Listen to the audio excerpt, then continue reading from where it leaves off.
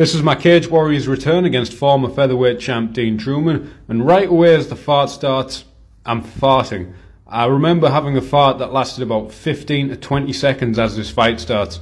People were saying I'm starting looking composed, looking very composed when I start, but really I'm just trying to keep my butthole in. I get hit with a jab there. I'm trying to just find the right distance where I'm cutting him off, but not crowding my work, also not too far off where he doesn't feel the pressure. Bit of a low kick there. It's a nice simple strike to start the fight, start hip fainting. He hits me with a good right hand. I remember Dan Hardy saying he's going to clinch now, that hurt him, but I was just in bang mode, sprawl and brawl mode, to be honest. I'd been watching a lot of Chuck Liddell, I'd been watching a lot of Takeru.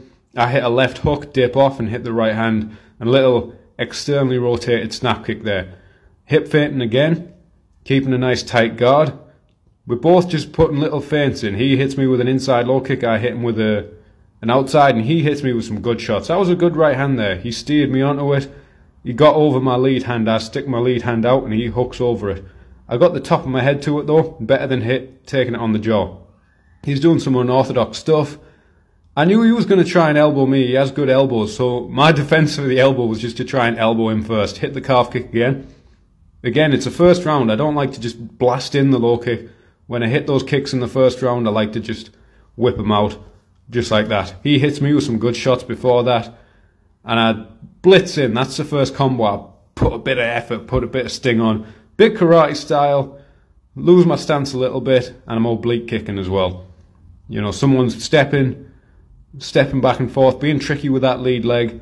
That oblique kick, that calf kick, they're both good options.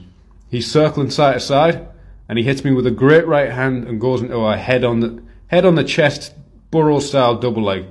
Really caught me off guard. It was really good because he took me down the moment he landed the shot. Whilst I'm rattled a bit from the shot, he's taking me down, but I scrambled back up. I'm willing to eat a few shots to get into this clinch position. Again, he's looking for this elbow. I'm just trying to frame on his face to stop him elbowing me. I get head position. We're grappling. I feel at this point he's using a lot more effort than me. He's using a lot of effort to get this double under. It's a great position, but he uses a lot of effort to get it. He's squeezing his hips, he's squeezing his arms. He lands a few knees, and it's funny because it makes me fart again. This was my first time at lightweight for ages. Big weight cut, and I get carried away after the weight cut, and I'm just eating about 20 squares bars. Made me fart in Dan Hardy's face there. He's in the opposite corner. On the break, I land this elbow and a left hook, and a kind of weird slap hook misses. Again, my defense for his elbows was just to throw my elbows first. It's not a nuanced defense, but it works. Here we're having a little sprawl there. He's throwing elbows. I keep my guard up nice and tight.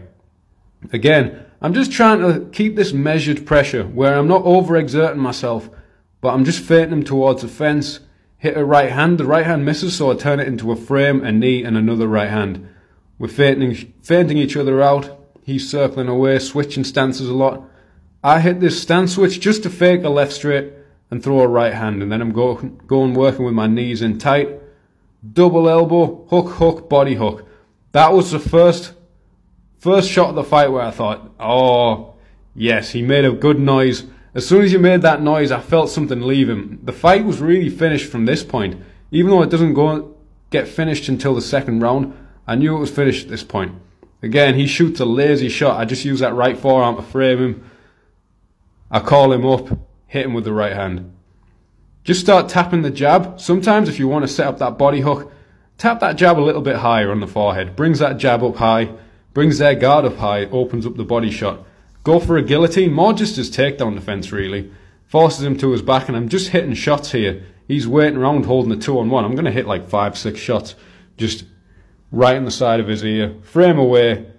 I don't want to play any grappling with him. His rubber guard's really tricky. He has really tricky submissions from his bottom. He won the title, the featherweight title, with an omoplata, and I don't want to play with that. Just skims me with that elbow there. Could have been really bad. I hit a right kick into the closed side as he's circling away. Nice little hammer fist he throws. Again, I feel a lot's gone from him. A few of these body shots is taking a lot out of him. I heard the noise each body shot. Even though it wasn't the finish, it'd taken a lot out of him. Calf kick spins him. He does a bit of Kung Fu Master stuff. And I know it's 10 seconds left in the round, hit a calf kick, and I think, this round is a lot closer in my head for some reason. So I really unload.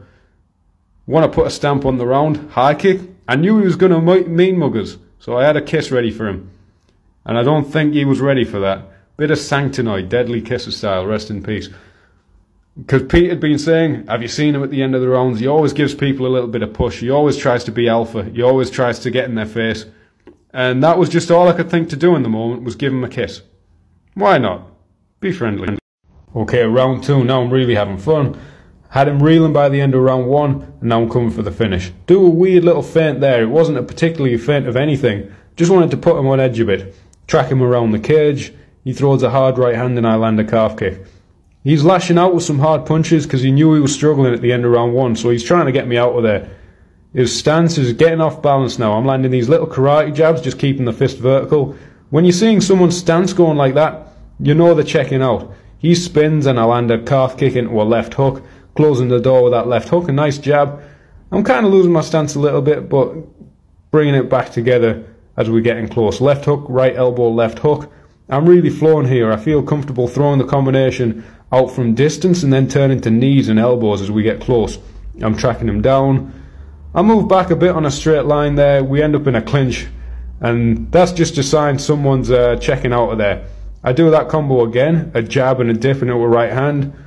I'm tracking him down. He's working a lot harder than me. He's covering a lot more distance. I go right kick, left hook, right hook, left uppercut, right hook, and left hook body. That's one of my favourite combos I've ever landed. Using that kick just to stop him, even if the kick just hits the arms, you stop him dead, and then you can unload with your faster combos.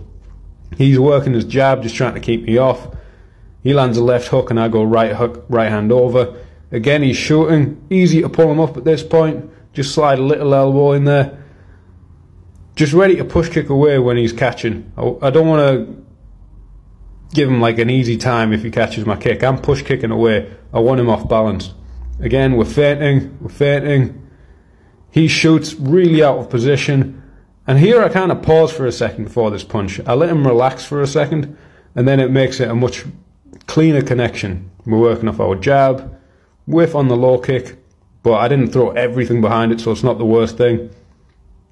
We end up in the clinch. I keep good posture. He had double collar. I don't let him pull me down. I get my hips in, tense my glutes. I go body shot, right elbow. He's circling around. He's taking his eyes off me. These are all signs he's checking out. I land this calf kick. Few little feints. Again, he catches a kick and I'm limp legging out. Pushing him. I'm off balancing him. I don't just stand there with him holding my leg up. Fold that right elbow over, left knee, and we break. And here I'm coming for the finishing combo. Left hook, right uppercut, left hook body. One of my favourite combos. Shout the big line. Get this man a pizza. What have you. I love that combo. Anything ending with a right uppercut to a left hook body, it's just very powerful. It sets your hips up really hard. Really good to hit that left hook to the body. Another thing is that when you throw that right uppercut, it tends to lift them up and open up the body. I'm having a daft little dance, give my coach Pete a high five, give Leon a high five. I'm doing my little dance, I'm feeling myself. First proper KO in an MMA fight. Do a shimmy and I nearly take out Mark Goddard. So here's a shot, left hook, right uppercut, left hook body. When you land them good, it feels like it's no effort whatsoever. I wasn't tensing my arms. I didn't put every ounce of strength into that left hook body. When you land a good one, you literally just whip your arm out. You spin your hips, you swivel, you get that hip extension, you pull your right shoulder back, and you land a good shot. You keep your arm loose as you can until the connection. If your arm's tensed on a body hook, you're never going to land a good one.